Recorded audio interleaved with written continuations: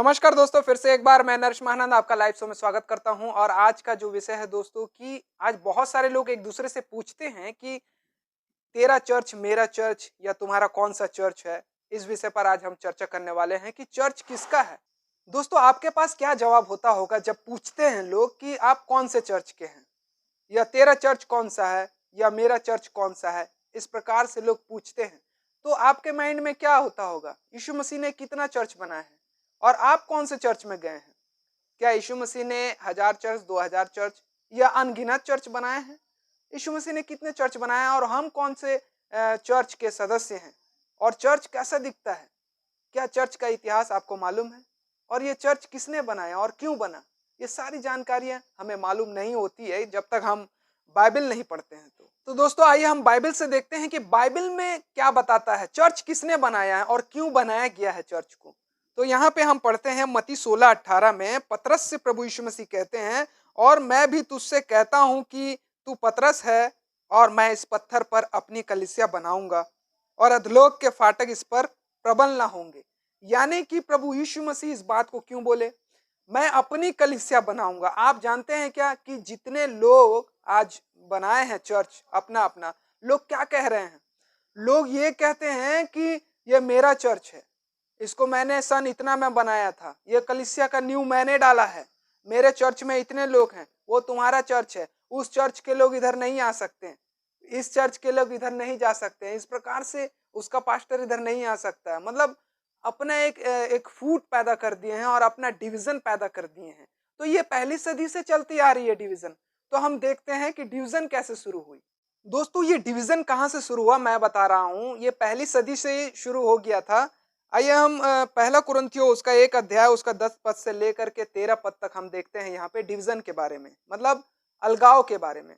तो यहाँ पे लिखा है, पौलुस कहता है जब कलीसिया के बीच में उसने फूट को देखा, अलगाव को देखा, अलग होने का देखा, तो यहाँ पौलुस कहता है, हे भाइयों, मैं तुमसे यीशु मसीह जो हमारा प्रभु है उसके नाम के द्वारा विनती करता हूँ कि तुम सब एक ही बात कहो और तुम में फूट ना हो, परंतु एक ही मन और एक ही मत होकर मिले रहो।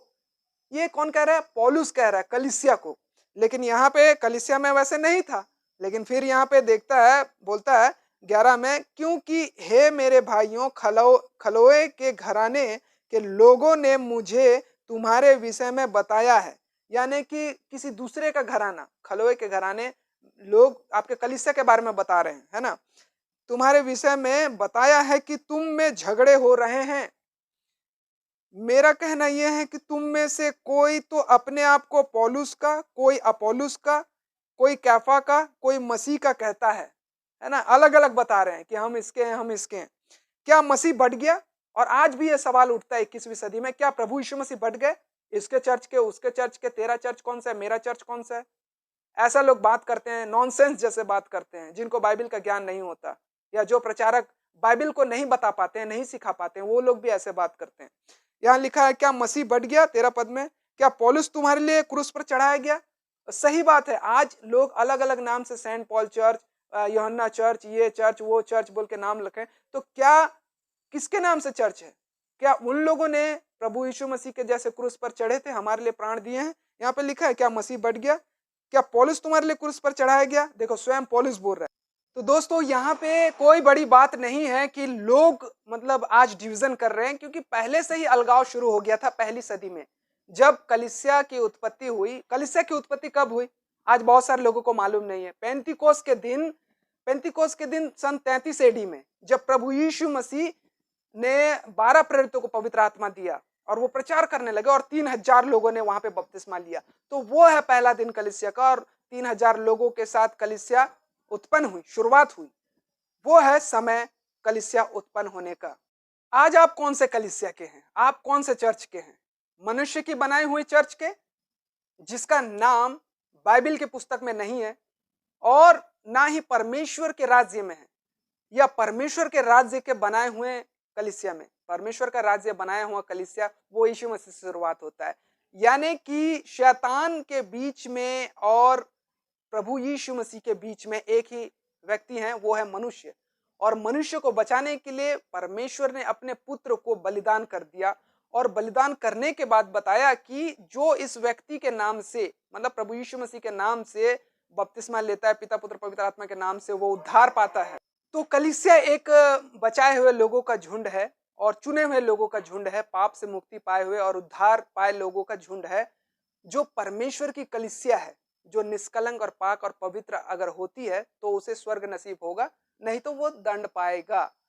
ये यहाँ पे ऐसा है, एक ऐसा मतलब यहाँ कॉन्सेप्ट है कि शैतान से बचाने के लिए प्रभु यीशु मसीह ने इस कलीसिया को बनाया है, लोगों के उद्धार और मुक्ति के लिए। लेकिन आज मनुष्य जाति ने 2000 से भी ज्यादा चर्च बना चुके हैं और लोग कह रहे हैं ये मेरा कलीसिया है, ये उसका कलीसिया है, ये उसका चर्च है, ये मेरा चर्च है, इस चर्च को मेरे बाप ने बनाया है, यहाँ पे कलीसिया मैंने स्थापित किया था, कह रहे हैं, जैसे कि ये उनके जायदाद का हिस्सा है, जैसे कि ये उनके पुरखाओं का मतलब उसको क्या बोलते हैं, जमीन है या फिर पैसा है या जायदाद है, ऐसे सोचते हैं। कलीसिया ना तेरा ना मेरा ना किसी के बाप का है, यहाँ पे परमेश्वर का कलीसिया है और ये कलीसिया जो है स्वर्गीय है और मतलब मनुष्य को अनंत जीवन देने के लिए इसका निर्माण किया गया है। और इस कलीसिया, ये कलीसिया एक परमेश्वर का राज्य भी है, जो लोगों के हृदय में परमेश्वर राज करता है।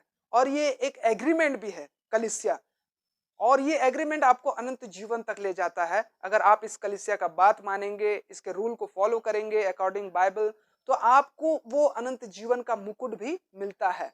तो इस बात को हमको गौर करना है। जैसे कि लोग आज कह रहे हैं कि तेरा कौन सा कलीसिया है। अगर मैं आपसे पूछूं कि आपका कौन सा कलीसिया है, आप कौन से कलीसिया के सदस्य हैं या चर्च कौन सा है, आपके चर्च के मेंबर कितने हैं, आज लोगों को यही पूछा जाता है। लोग मतलब कितने बेवकूफ हैं, आज लोग ऐसा पूछते हैं, अच्छा तुम कहाँ के पास्टर हो, तुम्हारा कौन सा चर्च है, तुम्हारे कितने मेंबर हैं, अच्छा तुम्हारे कितने विश्वासी हैं, मतलब तुम्हारे तुम्हारे तुम्हारे प्रभु यीशु मसीह के विश्वासी होते हैं, किसी पास्टर के विश्वासी होते हैं क्या? है? प्रभु यीशु मसीह का चर्च होता है, किसी पास्टर का होता है क्या? कैसे मूर्खता रूपी क्वेश्चन कर रहे हैं। लोग पढ़ते नहीं है ना, समझ में नहीं आ रहा उनको, आज इस प्रकार से बात कर रहे हैं। दोस्तों आपको याद है कि प्रभु यीशु मसीह ने 10 कुंवारी के बारे में एक कहानी बताया था, एक स्टोरी बताया था। वो 10 कुंवारी कौन है? आपको मालूम है कि कलीसिया स्त्री का रूप है, एक रूप मतलब एक स्वरूप में बताया गया, जैसे पवित्र आत्मा को कबूतर का स्वरूप बताया गया है ना, जैसे कि रोटी को प्रभु यीशु मसीह के देह के स्वरूप में बताया गया है, दाखरस को प्रभु यीशु मसीह के लहू के स्वरूप में बताया गया है। तो उसी प्रकार से कलीसिया को एक स्त्री का रूप दिया गया है और प्रभु यीशु मसीह एक दूल्हा है। और जो दुल्हन यानी कि जो कलीसिया पाक और पवित्र रहेगी, जैसे कि आप सातों कलीसिया के बारे में आप पढ़ सकते हैं, कहाँ पे? प्रकाशित वाक्य में। तो जो कलीसिया पाक और पवित्र रहेगी उसे ही प्रभु यीशु मसीह ले जाएगा। जिस कलीसिया में आत्मिक तेल रहेगा, जिसका दीपक जलता रहेगा, जो परमेश्वर का आज्ञा मानते रहेगा, उसी कलीसिया को प्रभु यीशु मसीह ले जाएगी। आधी रात धूम मची और दूल्हा आया देखो कहे, और 5 कुंवारी क्या किए? पहले से तेल लेके रख लिए थे। ये उन लोग होंगे जो प्रभु यीशु मसीह के अनुयायी हैं, जो उसके आज्ञा का पालन कर रहे हैं, है ना, क्योंकि ये मतलब प्रभु यीशु मसीह के प्लानिंग के हिसाब से है। और जो 5 कुंवारी रह गए, जिसे दूल्हा भगा दिया, जिसे पहचाना नहीं, ये उन लोग हैं जो मनुष्य के अनुसार बनाए हुए कलीसिया के सदस्य हैं, जो मनुष्य के बनाए हुए प्लानिंग में अमल कर रहे हैं। तो हमें प्रभु यीशु के बनाए हुए कलीसिया में रहना है और समझना है। अगर आपको कलीसिया के बारे में या चर्च के बारे में और अत्यधिक जानकारी चाहिए तो हमारा वीडियो बहुत सारा है, आप हमें व्हाट्सएप करें, हम आपको बताएंगे। तो आज आप इस बात को सीखें कि कलीसिया किसका है, चर्च किसका है। चर्च यीशु मसीह का है, ना तेरा ना मेरा और ना ही किसी संस्था का। यानी कि आज जो चर्च बनाया गया है वो प्रभु यीशु मसीह बनाया है, और ये चर्च जो है सत्य मार्ग पर ले जाता है, आपको मुक्ति देने के लिए रास्ता बताता है। छुड़ाए हुए, चुने हुए और बचाए गए लोगों का एक झुंड और समूह है, जिसे हम चर्च कहते हैं। ना कि ऐसे बनाए हुए कोई बिल्डिंग आलिशान, उसमें टेबल लगाते हैं, पंखे लगाते हैं, कूलर लगाते हैं, लाइटिंग करते हैं कोई बिल्डिंग में, वो उसको चर्च नहीं बोलते हैं। आज बहुत सारे लोग ऐसे मूर्ख पादरी हैं या मूर्ख पास्टर हैं जो वो ये सिखा रहे हैं, बल्कि बाइबल में ऐसा बिल्कुल भी नहीं है। कोई पत्थर का महल नहीं होता है चर्च। चर्च होता है हमारा हृदय।